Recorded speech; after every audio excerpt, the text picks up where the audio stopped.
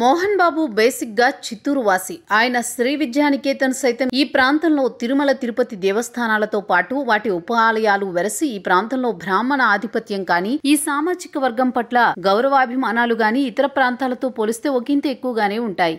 తిరుమల లాంటి పవిత్ర పుణ్యక్షేత్రం ఇంతటి ప్రపంచ ప్రఖ్యాతమైందంటే అందుకు కారణం ఈ బ్రాహ్మణ నిష్ఠాగరిష్టతలే కారణం అన్న భావనతో ఒకంత గౌరవం కూడా ఎక్కువగా కనిపిస్తుంది.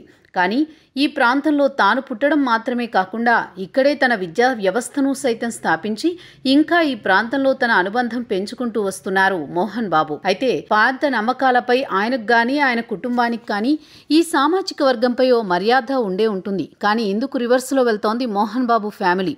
దేనికైనా రెడీ విషయంలోనూ సరిగ్గా ఇలాంటి వ్యవహారమే నడిచింది. అప్పట్లో అదే పెద్ద గొడవ.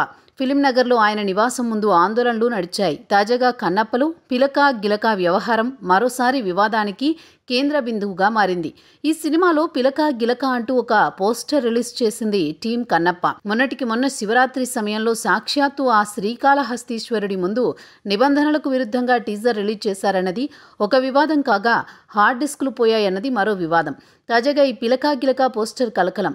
ఈ పిలక గిలక పాత్రల ద్వారా బ్రాహ్మణ సామాజిక వర్గాన్ని అవహేళన చేశారంటూ ఆ సామాజిక వర్గాల సంఘాలు ఆందోళన వ్యక్తం చేస్తున్నాయి.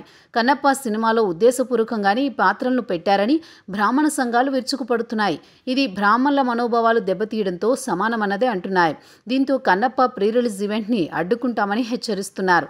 నిజానికి కన్నప్ప అనే పాత సినిమాని బట్టి చూస్తే కాళహస్తీశ్వర ఆలయ పూజారి కన్నప్పను నిజంగానే ఇబ్బందుల పాలు చేసినట్టు కనిపిస్తుంది. మరి అప్పుడు ఇదే బ్రాహ్మణ సంఘాలు ఎందుకింత వ్యతిరేకించలేదన్నది ఒక వాదన కాగా, రెండోది ఏంటంటే మోహన్ బాబు కుటుంబానికి బ్రాహ్మణులతో పెట్టుకుంటే బాగా కలిసి వస్తుందన్నది మరో కామెంట్గా తెలుస్తోంది. ఇప్పటికే కన్నప్ప బడ్జెట్ 100 కోట్ల రూపాయలుగా చెబుతున్నారు. పాన్ ఇండియా లెవెల్ స్టార్స్ ఇందులో ఉన్న అంత టాక్ని బట్టే రికవరీ అవుతుంది. అందుకంటూ ఒక బూస్టింగ్ అవసరం. అలా జరగాలంటే సినిమాలో ఏదో రకంగా వార్తల్లో ఉండాలి. ఇప్పటికే చాలా ట్రై చేసిన మంచువారి బృందం తాజాగా బ్రాహ్మణులకు సంబంధించిన వివాదాల తుట్టి కూడా కదిపినట్టు కనిపిస్తోంది.